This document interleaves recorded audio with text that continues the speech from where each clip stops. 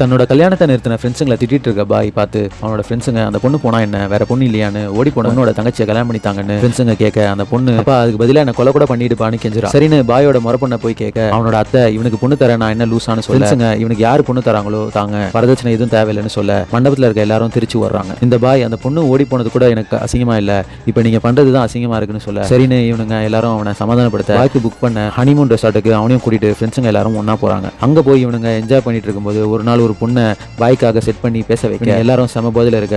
திடீர்னு பார்த்தா பாயோட அப்பா அங்க வந்து ஏண்டா இந்த வேலைக்கு தான் இங்க வந்தீங்களான்னு திட்ட. அந்நேரம் பார்த்து ஒரு கும்பல் ஒரு பழைய காலத்து கோல்ட் செயினை மாற்ற டோக்கனை மாத்திக்கிறாங்க.